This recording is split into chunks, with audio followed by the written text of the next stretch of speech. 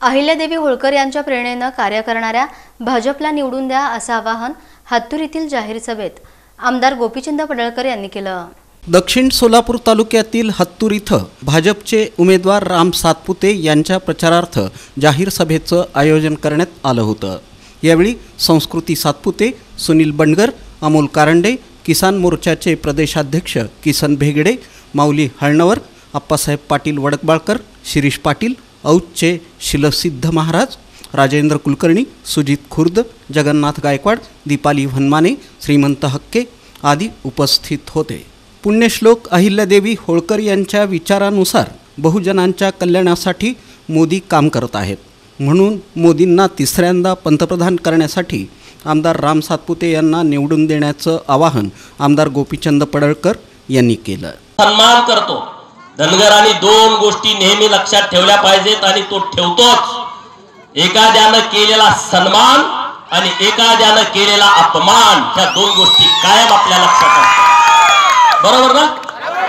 जो आमचा सन्मान करतो त्यांचा आम्ही सन्मान करणार, जो आमचा अपमान करतो त्याचाही आम्ही निवडणुकीमध्ये अपमान करणार। राज्यातली परिस्थिती आहे, राज्यात ही परिस्थिती आहे आणि म्हणून तुम्हा सगळ्यांना माझी विनंती आहे, हात जोडून विनंती आहे, अरे भारतीय जनता पार्टी हा वेगळा पक्ष आहे, वेगळ्या विचाराचा पक्ष आहे। हे काँग्रेसवाले बाप गेला का पोरगा, पोरगा गेला का नातू, पोरगा नसला का पुतण्या, पुतण्या नसली का पुतणी, हे याच्या पलीकडे ते जात नाही, ह्याच्या पलीकडे त्यांचं धोरण नाही आहे।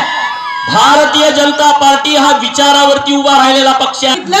की आपल्या विद्यापीठाच्या नामांतरणाचा प्रस्ताव धूळ खात सरकारी दरबारी पडला होता, परंतु भारतीय जनता पार्टीच्या सहकार्याने आपल्या विद्यापीठाला पुण्यश्लोक अहिल्यादेवी विद्यापीठ असं नामकरण करण्यात आले।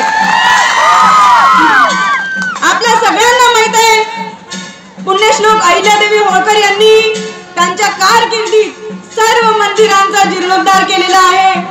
काशी विश्वेश्वरापासून तर सर्व मंदिरांचा जीर्णोद्धार पुण्यश्लोक अहिल्यादेवी यांनी केला। त्यांचीच प्रेरणा घेऊन आपल्या भारतीय जनता पार्टीच्या सरकारने आणि मोदीजींच्या नेतृत्वात आपण आपल्या अयोध्येमध्ये रामलला विराजमान केलेले आहे। मन सभानगर राहुल गांधी जी माताड़ो सबको 6 कोटी मिलेगा, बस 12 कोटी मिलेगा, 1000 कोटी मिलेगा, लाख कोटी मिलेगा।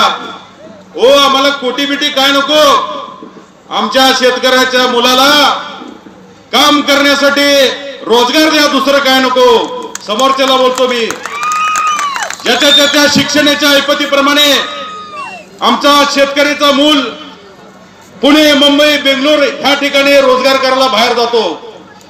फक्त रोजगाराचा विषय बोला तुम्ही, रोजगाराचा विषय सोडून शेतकऱ्याच्या मुलाला हरामचे पैसे नको।